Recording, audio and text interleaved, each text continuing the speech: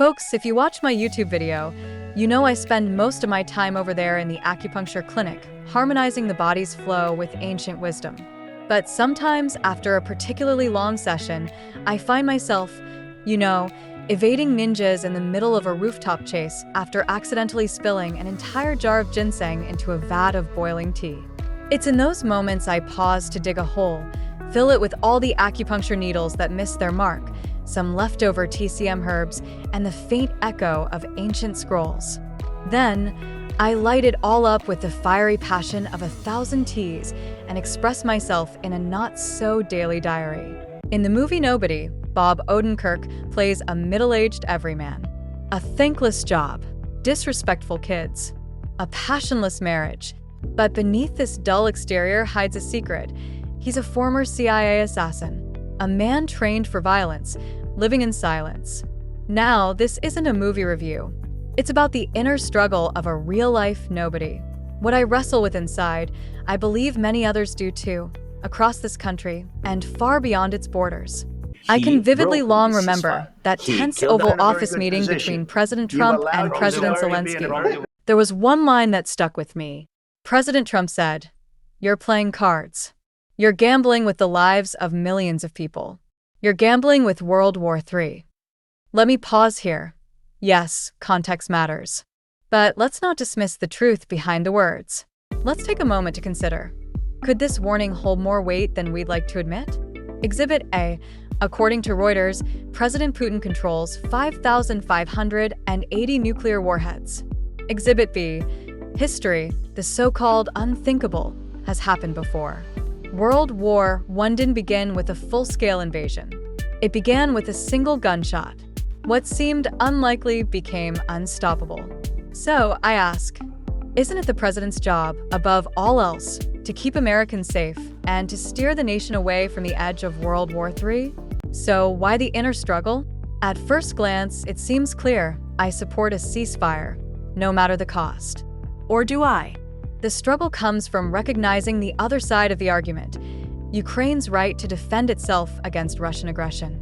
An article from Gov.uk titled, "Ukraine has every right to defend itself from Russian attacks," makes this point clearly.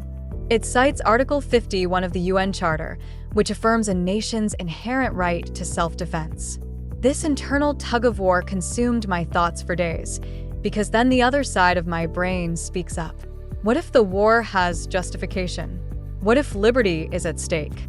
What if peace now only brings greater suffering later? I was lost in thought, wandering through the pages of history, until, one day, a memory surfaced. A voice from the past that tipped the scales. The Gettysburg Address. Its words echoed in my mind, reminding me of the power of unity and purpose. In that moment, I felt a renewed sense of direction. If you're feeling adrift, remember the voices that have shaped our journey. Let them guide you forward. 7 years ago, our fathers brought forth on this continent a new nation, conceived in liberty and dedicated to the proposition that all men are created equal. Now, we're in a great civil war, testing whether that nation, or any nation so conceived and so dedicated, can long endure. We are met on a great battlefield of that war. We have come to dedicate a portion of that field as a final resting place for those who here gave their lives, that that nation might live. It is altogether fitting and proper that we should do this. But, in a larger sense, we cannot dedicate, we cannot consecrate, we cannot hallow this ground. The brave men, living and dead, who struggled here, have consecrated it far above our poor power to add or detract. The world will little note, nor long remember what we say here, but it can never forget what they did here. It is for us, the living, rather, to be dedicated here to the unfinished work which they who fought here have thus far so nobly advanced. It is rather for us to be here dedicated to the great task remaining before us, that from these honored dead we take increased devotion to that cause for which they here gave the last full measure of devotion, that we here highly resolve that these dead shall not have died in vain, that this nation, under God, shall have a new birth of freedom, and that government of the people, by the people, for the people, shall not perish from the earth. Those words hit me like a wave. Freedom, Equality. sacrifice. And I realized my struggle was no longer about me. It was about finishing the unfinished work of those who gave their last full measure of devotion. Not blindly chasing peace, not glorifying war, but honoring principle and protecting liberty. And just like that, his timeless address brought clarity to my inner conflict. Thank you, President Lincoln. Normally, I'd end with a takeaway or a call to action.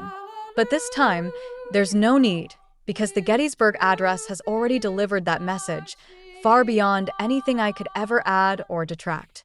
Final thought. So what gives me a nobody? The right to speak on a national issue like this? That right comes from one simple truth. I'm an American. And being a patriotic American isn't defined by your family name, your place of birth, your skin color, your gender, how you perceive your gender, or even your immigration status. It's defined by your commitment to uphold the Constitution, a document conceived in the belief of liberty and dedicated to the proposition that all are created equal.